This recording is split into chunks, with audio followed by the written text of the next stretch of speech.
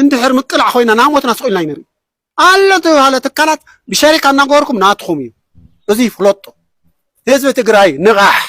ህዝቢ ትግራይ ፍለጥ ኣብ ዓድና ወርቃማ ዝኾነት ሃገርና ሰኣንሰብ በዛብእ ፈጢርና ባዕልና ምፀለእትና ደቅና ንሕና ጥሜት ክንሞት እንጀራ እናበልና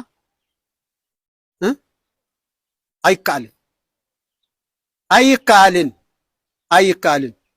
ተጋሩ ንቑሑ ትነቑሑ ንቑሑ ኣይትነቑሑን ግን ዝዓዲ እዚኣ ናብ ባዶ ትኸድላ ሰብ ሓደ በብሓደ ሓደ ናሞተ እቲ ሰብ እቲ መንእሰይ ይሃድም እዩ ዘሎ ዋሕብትን መፈጠሪ ፀልይዎ እዚ ከምዚ ንወዲ ከምዚ እናረአየ እቲ ስራሕትታት እናረአየ ኣብቲ ሕጊ እናኸደ እናረአዮ ኣብቲ ሓደ ነገር እናኸደ ኣብቲ ሓደ ነገር ኸደ ኩሉ ሕማቕ ኩሉ ረሳሕ ኩሉ ጨምላቕ ሕጊ የለ ከይድኻ ሃባ ከምዚ ዝብል እምበር ንቆልርር ስለዚ የለ ንሕና ተዓዲ ፀይእና ላበአና ንኸደ እንድዒ ጠፊእና ኣሎ ኣፅሊእና እዩ ትግራይ ንምፍጣርና ፅላኢ ካካይ ሓርቂ ብመን ብሓለፍቲ ተመርሕቲ ዓድዳእታ ገይራ ቅድስቲ ሃገር እኮ እያ ተመሬት እኮ ተቀደሰት ሃገር እያ ዝተባረኸት ሃገር እኮ እያ ማንም ከም ትግራይ እኮ የለን ተባረኸት ዝተቀደሰት ዓዲ ቅዱሳን ዓዲ ሊቃውንቲ እኮ እያ ግን እንታይ ከም ዘሎ ስልጣን ሕዝቢ ሰበለ ላብ ስርቂ ላብ ምምንጫት ይጅምር ክንዲ ዘለምዕ ምንጭት ሕመምቲ እያ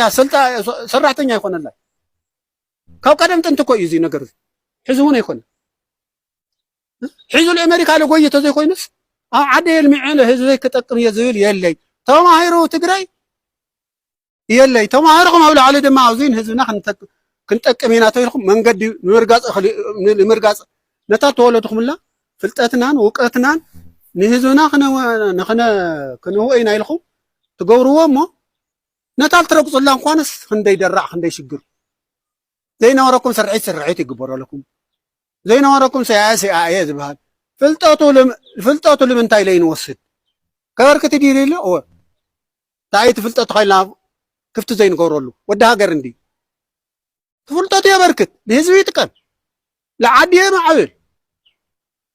ክፍቲ እንድሕር ገይልና ዕፁይ እንድሕር ከነ ምሁር ድማ ህውከት መከራ ይደሊ ቀስ ኢሉ ጌታዬ ንወሩሉኝ ዝብልዎ ዘሎ ዓዲ ስለ ዘለው ሙሉቕ ኢሉ ይኸይድ